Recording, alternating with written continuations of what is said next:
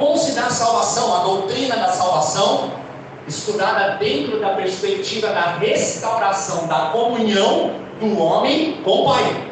Porque quando o homem peca, o seu espírito está morto. Ele não tem mais ligação com Deus. Ele é deformado, degenerado. Ele não consegue mais se relacionar então com Elohim. E Deus, na sua infinita misericórdia, no seu amor, com o seu muito amor com que nos amou, estando nós mortos nos nossos delitos e pecados, Ele morremos juntamente com Cristo e Ele nos ressuscita juntamente com Ele. E então nós temos agora a novidade de vida. E o Gabriel trouxe, essa questão da salvação, as consequências, as bênçãos decorrentes dessa reconciliação maravilhosa de Deus com o homem através de Cristo. E ele também ministrou sobre a importância de nós como cristãos entendermos a sequência da salvação. Como se dá essa sequência? Diz aí para a pessoa do seu lado: você sabe como se dá a sequência da salvação? É importante sabermos isso muito. É determinante.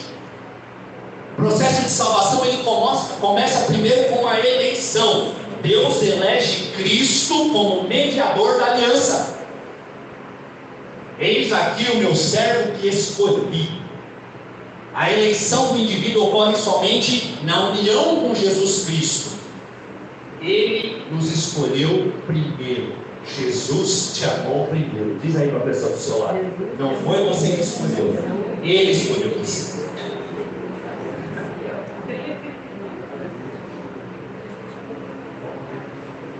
Ninguém é eleito a parte dessa união de Cristo com o homem.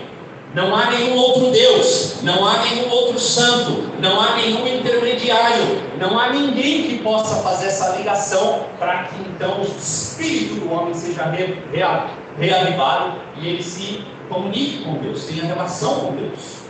E depois da eleição vem a graça preveniente. Por que a graça preveniente? Porque nós escolhemos o que é mal. Nossa natureza é má, nossa natureza é pecaminosa, nós estamos caídos, nós vivemos nesse corpo finito e nós não conseguimos escolher aquilo que é bom. Então a graça preveniente, através da morte e ressurreição de Cristo, dentro de um ambiente de pregação da palavra, dentro de um ambiente como esse aqui, invade a mente e o coração da pessoa e ela ali tem o poder de ter fé, que é o terceiro passo. Fé mediante a palavra. Ela começa a acreditar que aquilo que você está falando é verdade, que a palavra de Deus é a verdade, que Jesus Cristo é a verdade, o caminho e a vida. E a partir das verdades que ela vai ouvindo através da tua pregação, por isso que você é um ministro do Evangelho, um embaixador de Cristo. Vista as sandálias do Evangelho da paz, porque as pessoas estão indo para o inferno, santo.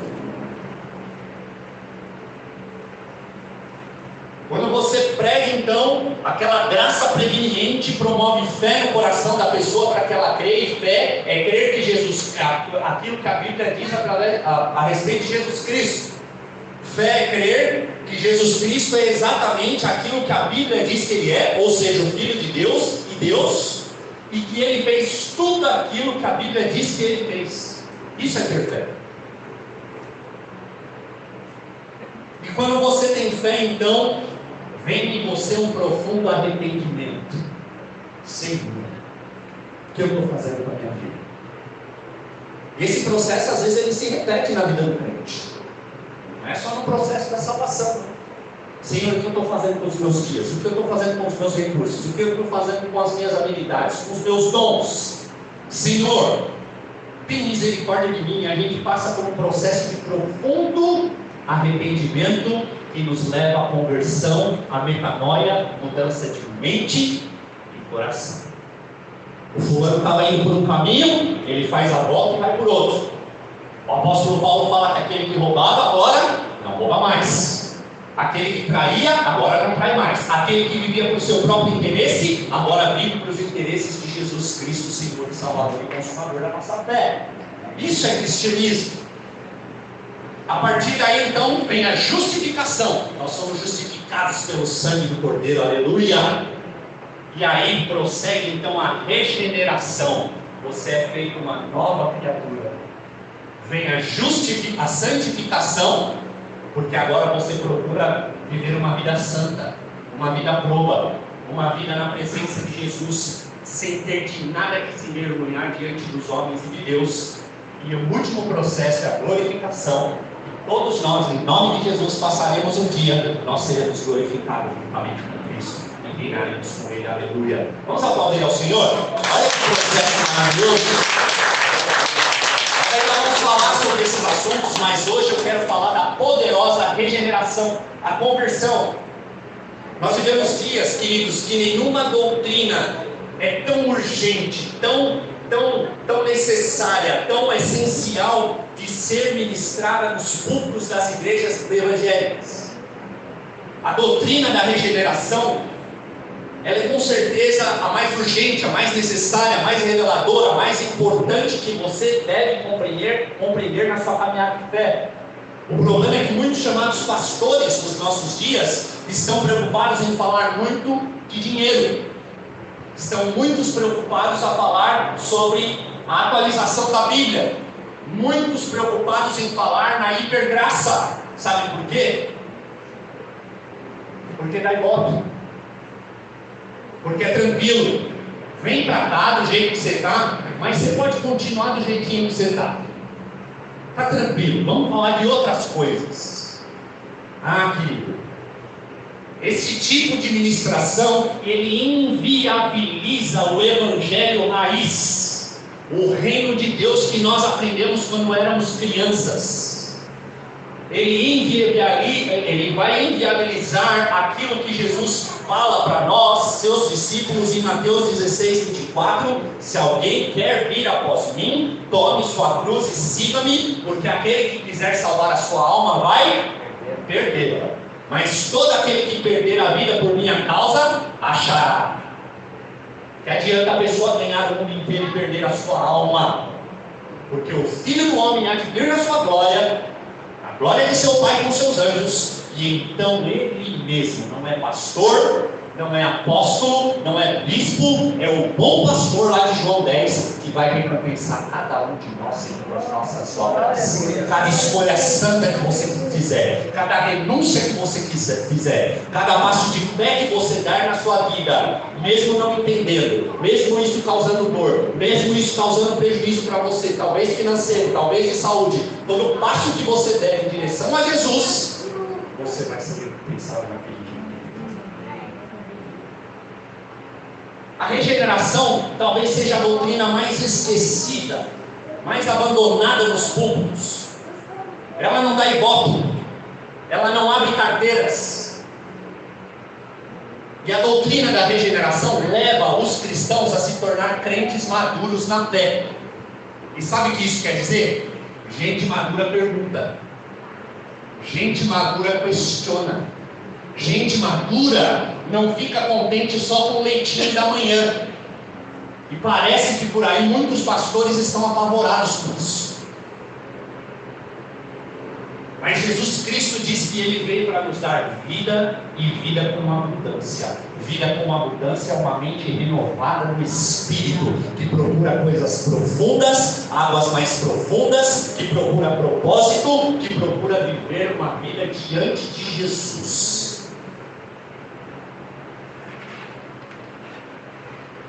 O que é a regeneração afinal, pastor Dodô? Não é pastor Douglas, pode me chamar de Dodô. É Dodô mesmo. Os íntimos.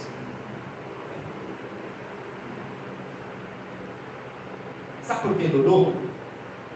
Porque eu tinha, às vezes alguns me chamam ainda de teacher, que era o apelido que eu tinha no mundo. Eu não gosto dele, mas tudo bem. Às vezes as pessoas me chamam de teacher, não tem problema.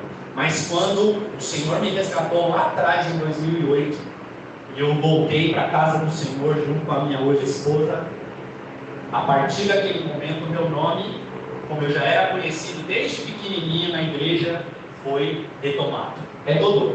Pode me chamar de Dodô, tá bom? O que é isso, doutor? Especificamente, no que consiste essa doutrina? É a doutrina que fala do novo nascimento, ou do nosso renascimento em Cristo. Ela é uma doutrina fundamental, sem a qual nós não ingressamos no reino de Deus. Nós não ingressamos na nova aliança, não ingressamos nos benefícios do reino, nos benefícios da nova aliança. É uma doutrina sem a qual nós não podemos herdar a herança, que é a vida eterna em Cristo Jesus. Você sabia que sem o novo nascimento, você não pode ser nem chamado de cristão?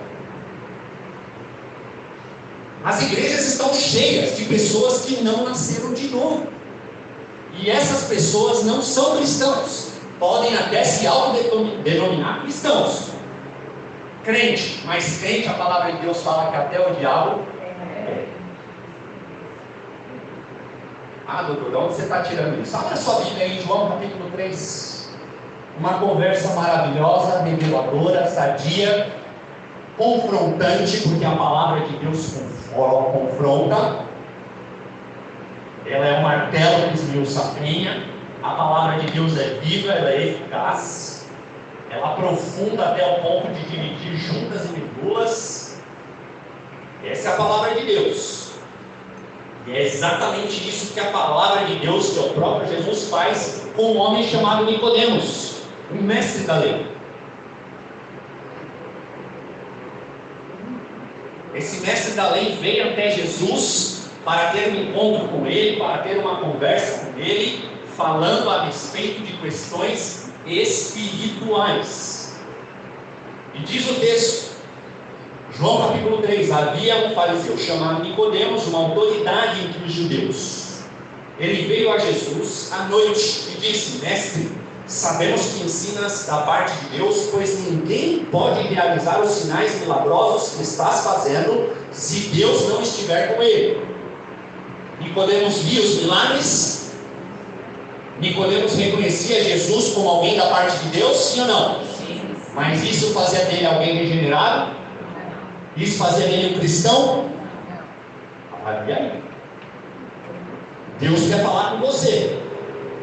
Em resposta, Jesus declarou a Nicodemos: digo-lhe a verdade, ninguém pode ver o reino de Deus se não nascer de novo. Perguntou Nicodemos: como alguém pode nascer sendo velho? É claro que não pode entrar pela segunda vez no ventre da sua mãe e renascer. Respondeu Jesus: digo-lhe a verdade, Nicodemos, ninguém pode entrar no reino de Deus se não nascer da água e do... O que nasce da carne é carne, mas o que nasce do Espírito é Espírito. Não se surpreenda pelo fato de eu ter dito: é necessário que vocês, no plural, nasçam de novo. O vento sopra onde quer, você escuta, mas não pode dizer de onde vem nem para onde vai. Assim acontece com todos os nascidos do Espírito. Porque Jesus disse: vocês precisam nascer de novo? Porque Jesus estava se referindo ao povo de Deus, a Israel, que pelo fato de ser povo achava que estava salvo. Mas Jesus tem que quebrar esse paradigma. Tem muita gente na igreja que está como povo de Deus, mas não se torna filho de Deus,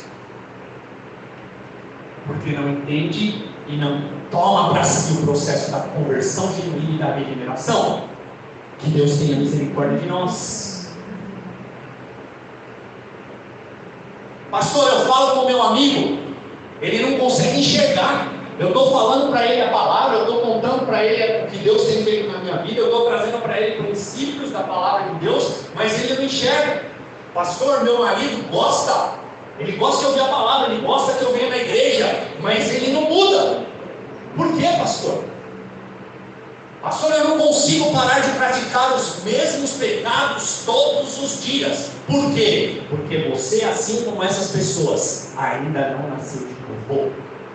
Em nome de Jesus, o Senhor vai fazer isso na sua vida nesse dia. Você que está me assistindo, o Senhor fará isso na sua vida, querido. Você pode ficar livre de toda maldição, de todo pecado. Jesus disse o que para Nicodemos? Quem não vê e quem não entra é porque não nasceu de novo.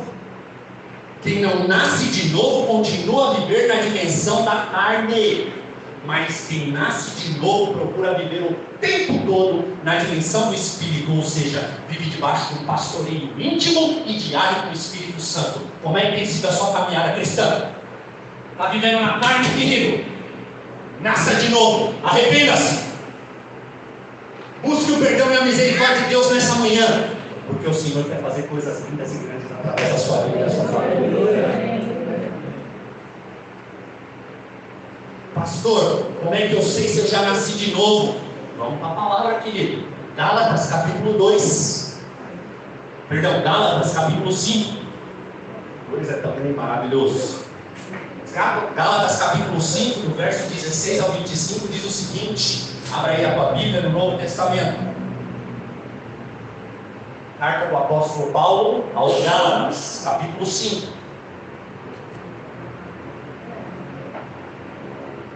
Digo, porém, o seguinte: vivam no Espírito, e vocês jamais satisfarão os desejos da carne, porque a carne luta contra o Espírito, e o Espírito luta contra a carne, porque são opostos entre si, para que vocês não façam o que querem, mas se são guiados pelo Espírito, vocês não estão debaixo da lei. Ora, as obras da carne são, preste atenção aí, se não está grifado na tua Bíblia, grife. Porque se na sua caminhada de fé você perceber que você está sendo inclinado para andar nestas obras, seja qualquer uma delas, você está na carne. Ora, as obras da carne são conhecidas e são imoralidade sexual, impureza, libertinagem, idolatria, feitiçarias, inimizades, rixas, ciúmes, iras, discórdias, divisões, facções, invejas, bebedeiras, orgias e coisas semelhantes a estas. Declaro a vocês, como antes já os preveni, que os que praticam tais coisas não herdarão o reino de Deus. Pode vir quem quiser, pode ser apóstolo, pode ser hebraísta, pode falar 50 mil línguas. A Bíblia declara a verdade de Deus para nós. E a Bíblia que está dizendo, não sou eu não. Por mim entrava todo mundo no céu, viu, querido? Eu amo muitas pessoas, por natureza eu sou um cara preocupado com as pessoas. Queria que todo mundo entrasse no céu, esse é o desejo do meu coração. Mas a palavra de Deus é quem determina os caminhos que Deus vai tomar, porque já estabeleceu. Declaro a vocês, e antes já os preveni, não herdarão. Mas olha que maravilhoso isso. Mas o fruto do Espírito Santo é amor, alegria, paz, longanimidade, benignidade, bondade, fidelidade à palavra de Deus, mansidão, domínio próprio.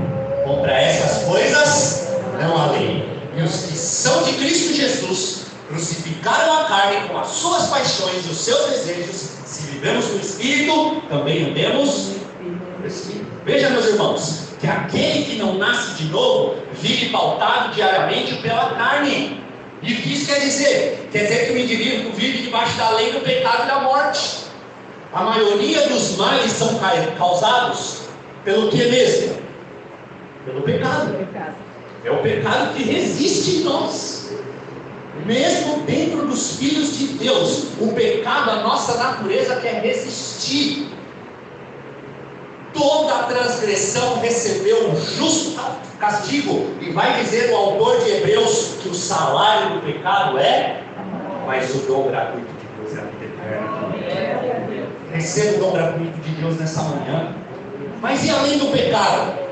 Além do pecado, que mais causa dores de destruição no ser humano? O diabo. A Bíblia diz lá em 1 Pedro capítulo 5, verso 8: sejam sóbrios e vigilantes. O inimigo de vocês, o diabo, anda em derredor, rugindo como um leão, procurando a quem possa tragar. Então são esses os seus dois inimigos. O pecado que quer resistir em nós, mas ele já foi aniquilado na cruz. E o inimigo, o diabo, o acusador dos irmãos, o tentador, ele nos tenta o tempo inteiro. Ele nos tenta o quê, Dodô? Não só a pecar, mas resistir às ordenanças de Deus e do Espírito para nós. Então, queridos, a junção desses dois elementos, pecado mais diabo, revela um raio-x do mundo em que nós vivemos hoje.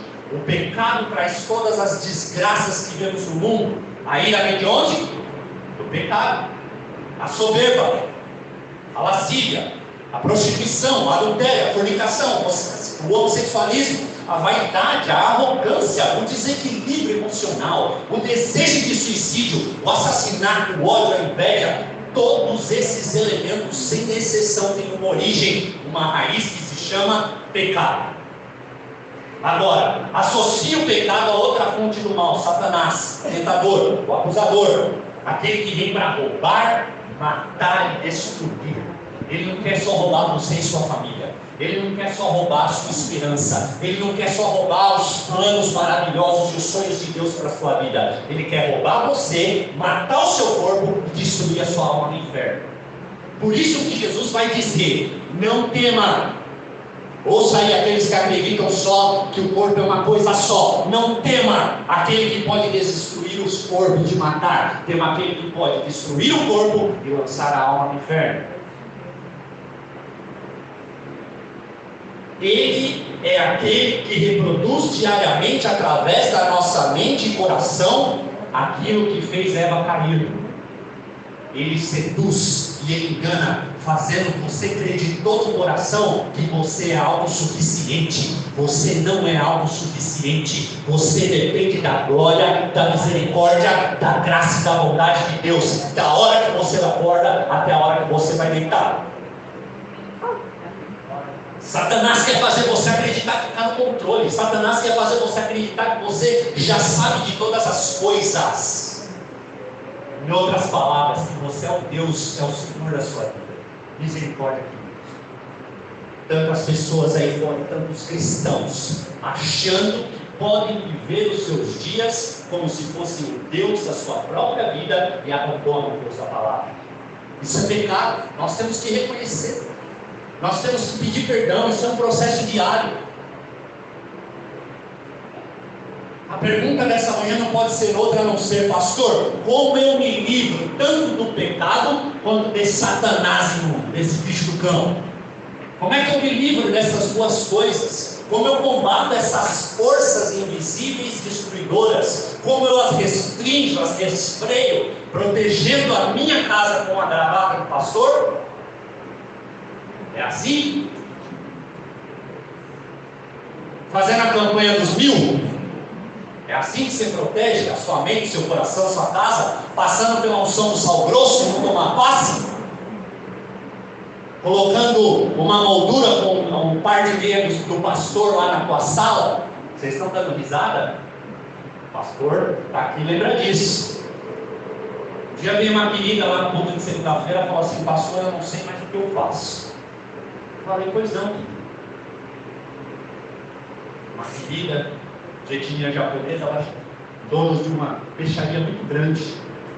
Disse assim: olha, meu pai está dando todo o nosso dinheiro na igreja, e essa semana ele chegou num absurdo, pastor, de dar 15 mil reais por um par de meias.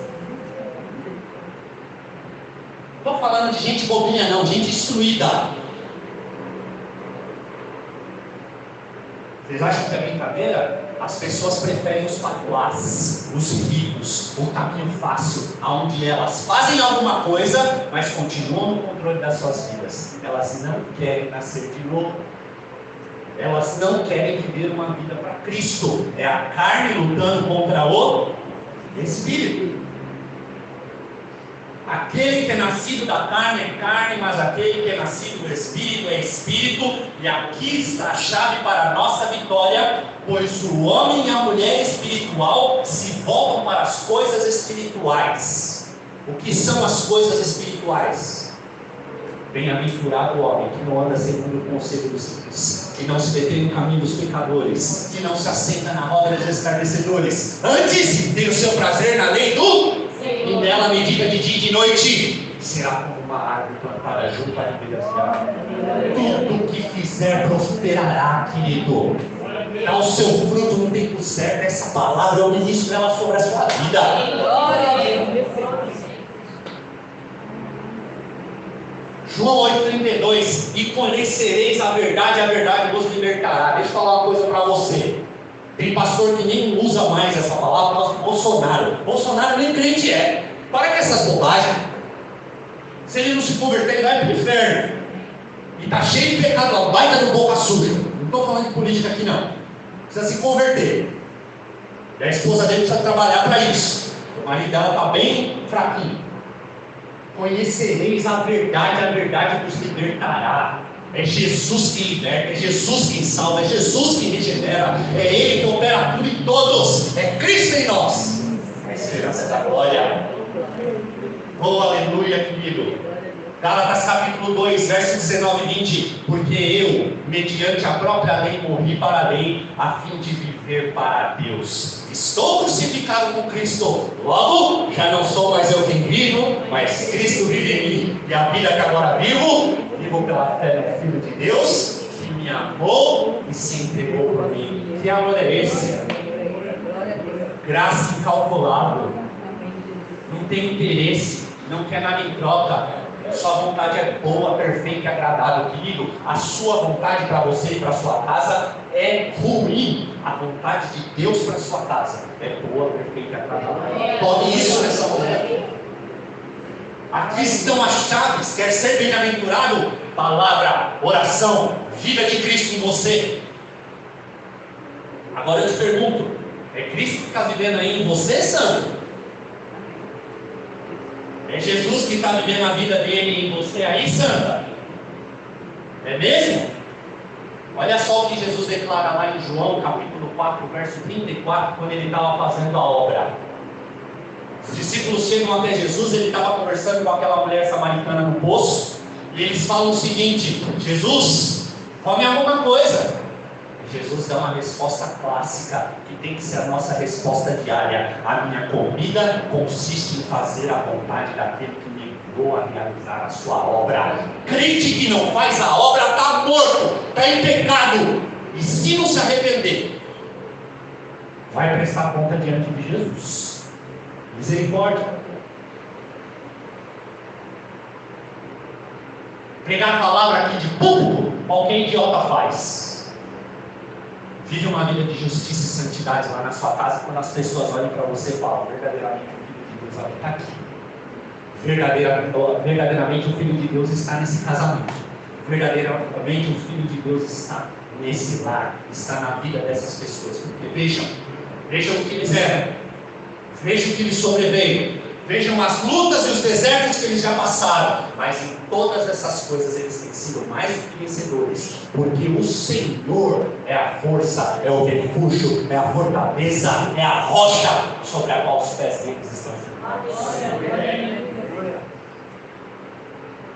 Pastor, como eu me livro tanto do pecado quanto de Satanás, como eu combato essas forças invisíveis e destruidoras, como eu restringo, como eu refreio o pecado. Romanos capítulo 6, anota aí, depois você lê na sua casa: e o pecado não terá mais domínio sobre você, querido. Olha que boa notícia. O pecado não pode te dominar. Ele pode bater lá na tua porta, na porta do teu coração, porque você vive no corpo, mas você pode dominar sobre o pecado. Contra quem o pecado não tem mais domínio?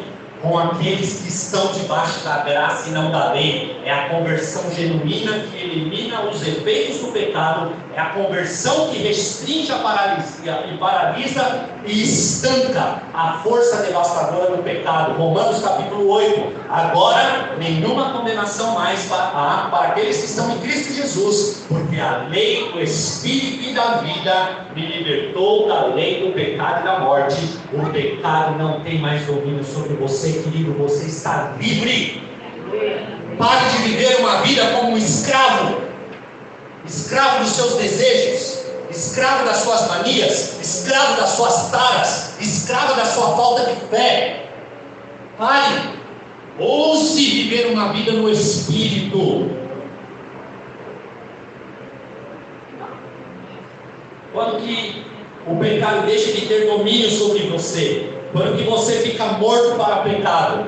No ato da sua conversão, na sua regeneração, no novo nascimento. É neste momento que nós somos libertos do império das trevas e passamos para o império da luz, do reino das trevas para o reino do Filho do seu amor. No ato da regeneração existe um transporte. Você é arrancado, você é sugado pela mão do inimigo para se assentar nos lugares celestiais com Cristo Jesus. Só entende isso quem vive pela fé. Querido, você foi comprado. Você foi comprado pelo sangue de Cristo Jesus. Tem preço isso, gente? A partir daquele momento que você passa por aquele processo de salvação que eu falei, creio, o sangue de Cristo te cobre e te purifica de todo pecado. É o sangue de Cristo que te livra de todo pecado, que purifica, que santifica, que te justifica de todo mal. É aí que as escamas dos seus olhos caem e você começa a enxergar o mundo espiritual. Observe que aquele que pode agora ver o reino, não só o vê, mas também faz parte integral dele, aleluia. E eu vou mais além: aqueles que entram no reino é porque foram comprados pelo sangue de Cristo e agora são feitos filhos de Deus. Você é filho, você é herdeiro, você é o dodói do papai. Toma posse, querido, da sua nova identidade em Cristo. Viva uma vida de águia. Que caia as escamas dos seus olhos nessa manhã, no nome de Jesus, para que você veja o sobrenatural. Maravilhoso isso, pastor. Então agora eu sou filha do rei? Sim. Tá bom, pastor, legal. Mas o que fazem os filhos e as filhas do rei? Os filhos do rei vivem com o rei. Os filhos do rei reinam com o rei. E os filhos do rei lutam pela mesma causa que o rei luta. Para isso enviou Deus o seu Filho amado, Cristo Jesus, para destruir as obras de Satanás. O que o inimigo faz quando ele não consegue chegar no rei? Quando ele não consegue atingir o rei? O que ele faz? Ele vai para cima dos filhos. Por isso que ele inferniza mesmo. Por isso que ele está o tempo inteiro querendo matar, roubar e destruir. Porque ele não conseguiu tocar no unigênito do Pai. Jesus fez a obra maravilhosa. Uma obra na qual ele chegou lá no final e disse: Pai, perdoa-os, porque eles não sabem o que fazem. Está consumado. Já está consumado, querido. É por isso que está escrito para você que é filho de Deus, que agora deve reinar com o rei, viver com o rei, reinar com o rei, se portar como filho do rei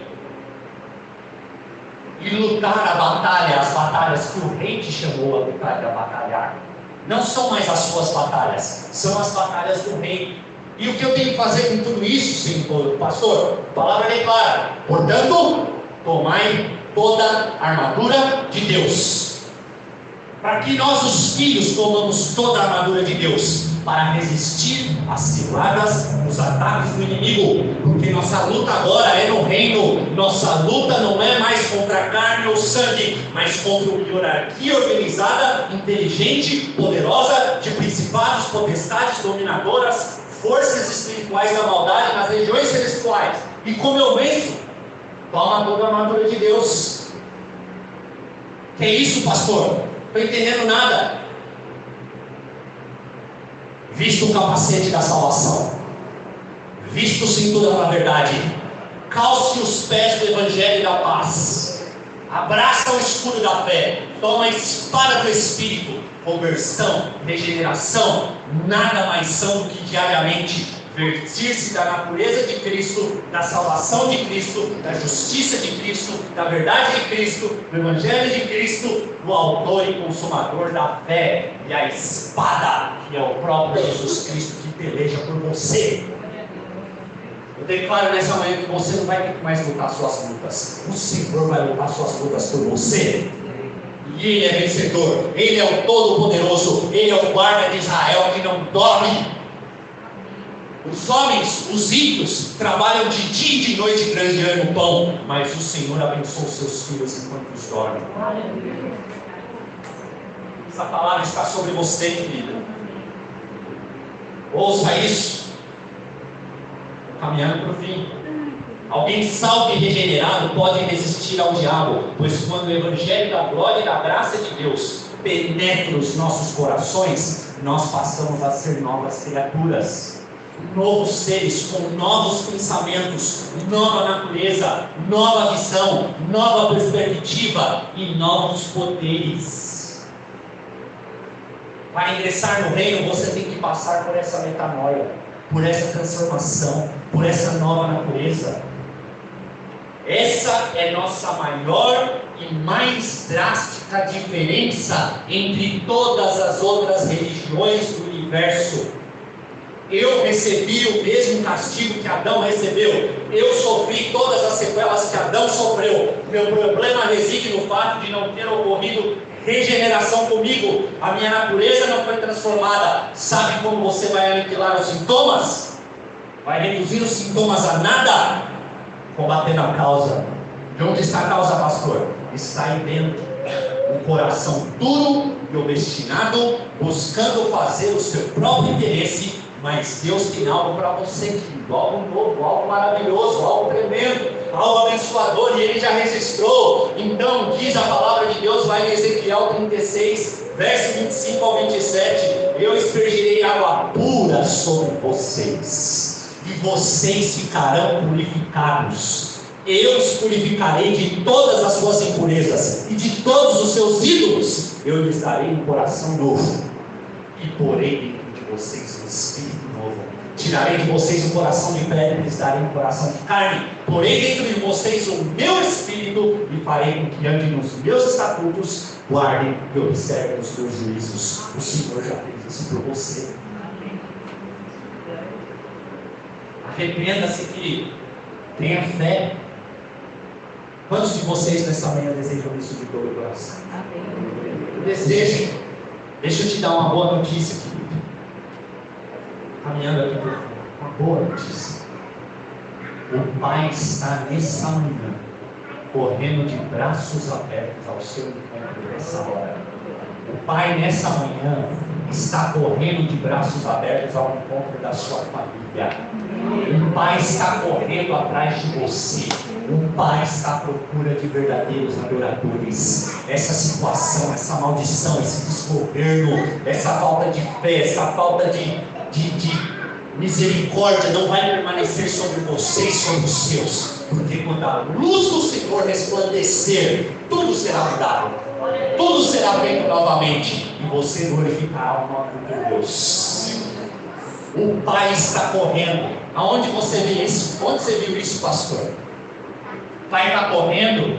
Que conversa é essa? Deus Pai correndo atrás de alguém? Abra a tua Bíblia lá em Lucas, capítulo 15. Eu quero injetar um ânimo novo, uma esperança nova, algo novo no teu coração da parte do Senhor, porque o Senhor se importa com você. Se você está aqui nessa manhã, porque a misericórdia dele se renovou. Ele está correndo atrás de você. Esse texto de Lucas, capítulo 15, no verso 11 ao 24, vai contar uma história famosíssima, que todos vocês aqui conhecem. É a história do filho pródigo. Jesus disse que tendo passado muitos dias, o filho mais moço, tinha um filho mais velho, mais moço do pai, e aquele mais moço, ele pede a sua herança para o pai. Eu quero ir embora, eu quero ser o dono da minha vida, eu quero ser o senhor da minha vida, eu quero viver do jeito que eu quero, livre, leve e solto. Então o pai dá a herança para ele, o pai dá o controle para ele, fala, vai, vive tua vida, com o coração apertado, quebrantado. Então diz o texto que esse moço, lá no verso 11, ele partiu para uma terra distante e lá ele desperdiçou todos os seus bens, vivendo de uma forma desenfreada. E depois de ter consumido tudo, sobreveio aquele país uma grande fome e ele começou a passar necessidade. Então foi pedir trabalho a um dos cidadãos daquela terra e este o mandou para os seus campos a fim de cuidar dos órfãos. Ali ele desejava comer as alfarrobas que os porcos comiam, mas ninguém lhe dava nada. Então, caindo em si, disse: quantos trabalhadores de meu pai têm pão com fartura, e eu aqui estou morrendo de fome? Vou me arrumar, voltar para o meu pai e lhe dizer: pai, pequei contra Deus diante do Senhor, já não sou digno de ser chamado de seu filho, trate-me como um dos seus trabalhadores. E arrumando-se, foi para o seu pai. Vinha ele ainda de longe. Quando seu pai o avistou e compadecido dele, o que o pai fez? Correndo. O pai foi correndo, abraçou e beijou o filho, e ele disse: pai, pequei contra Deus e diante do Senhor, já não sou digno de ser chamado de seu filho. O pai, porém, disse aos servos: tragam depressa a melhor roupa e vistam nele, ponham um anel no dedo, ponham sandálias nos seus pés, tragam e matem o bezerro gordo. Vamos comer e festejar, porque este meu filho estava morto e reviveu, estava perdido e foi. Começaram a festejar. Nessa manhã vai ter celebração do céu. Hoje você precisa de uma vez por todas reconhecer e dizer: Senhor, tem compaixão de mim, porque eu não sou digno de nada. Confesse o seu pecado, abra o seu coração, diga ao Pai: Senhor, eu tenho pecado contra ti, eu não sou digno, eu não sou isso que pensam, eu não tenho isso que pensam, eu sou um pecador.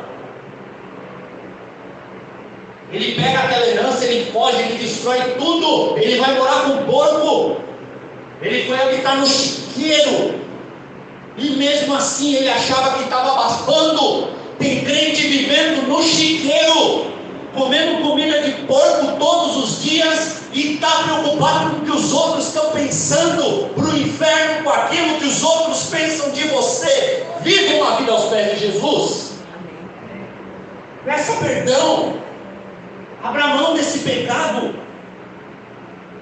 Olha, querido, ele foi morar com os porcos, comendo comida de porco, degenerado, uma aberração da sociedade.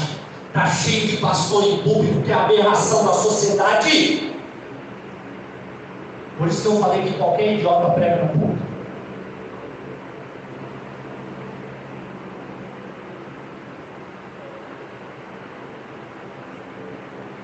Quando ele cai em si, ele fala: meu Deus, o que eu estou fazendo com a minha vida? No nome de Jesus eu te peço hoje, querido, reflita o que você está fazendo com a sua vida. O que você anda comendo por aí? Com que gente que você vive se relacionando? Que sonhos você tem sonhado? Que perspectivas você tem tido? Quem é o Deus da tua vida? Quando ele cai em si, quando ele deixa de achar que é o último bolacho do pacote, quando ele deixa de achar que ele sabe tudo, ele cai na real e ele diz: eu sou um porco. E aí ele vem e diz: pai, eu pequei, pai, eu sou culpado, pai, eu sou mau, só eu, somente eu, não tem nada a ver com os outros. Não tem nada a ver com a miséria dos outros, não tem nada a ver com o erro dos outros, não tem nada a ver com o que me fizeram, não tem nada a ver com as perdas que eu tive. Pai, o problema sou eu.